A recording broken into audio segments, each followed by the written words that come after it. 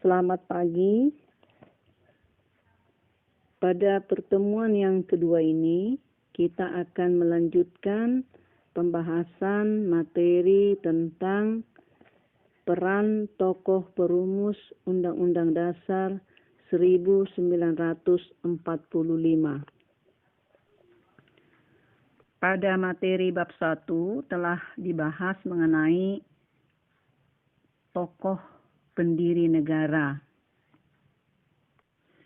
Di dalam merumuskan Undang-Undang Dasar 1945 itu, peran tokoh pendiri negara itu amat penting karena mereka adalah putra terbaik bangsa yang memiliki kemampuan dan visi ke depan untuk kebaikan bangsa Indonesia.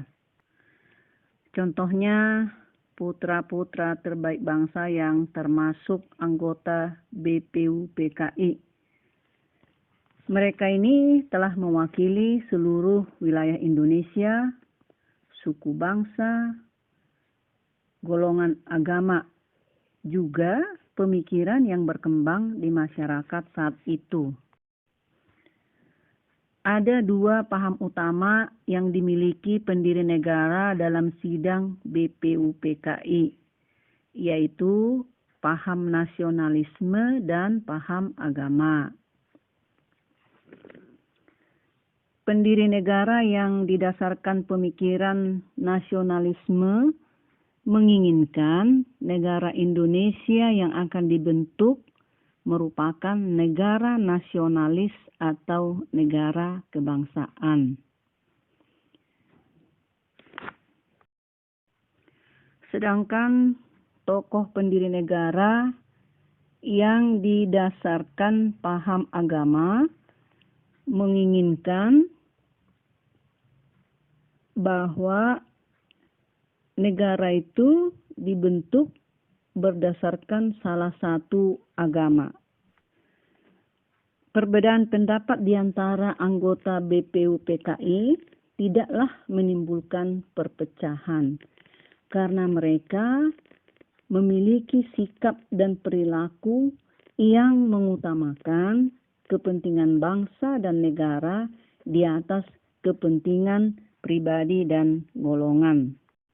Jadi kalau kita mengikuti melalui film sidang BPUPK itu dapat dilaksanakan dengan cara musyawarah dan mufakat.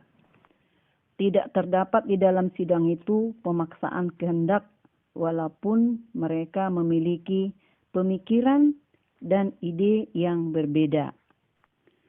Mereka memang adalah putra-putra terbaik bangsa yang selalu mengedepankan kepentingan bangsa dan negara dan mengesampingkan kepentingan pribadi dan golongan. Sebagaimana kita ketahui, Undang-Undang Dasar Negara Republik Indonesia tahun 1945 itu telah mengalami beberapa kali amandemen. Sehingga sistematika dari Undang-Undang Dasar 1945 itu memiliki dua bentuk. Pertama, sistematika Undang-Undang Dasar 1945 sebelum amandemen atau sebelum perubahan adalah pertama terdiri dari pembukaan.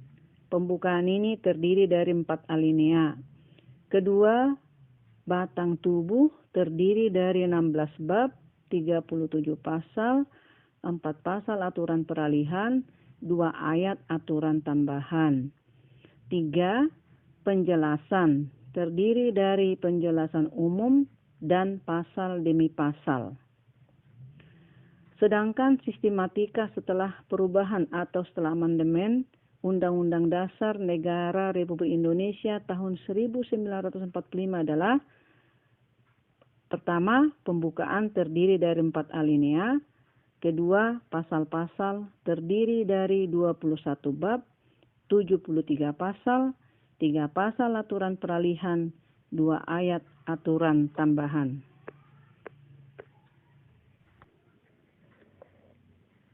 Demikian tadi pembahasan materi tentang peran tokoh perumus Undang-Undang Dasar 1945 pada pertemuan yang kedua ini.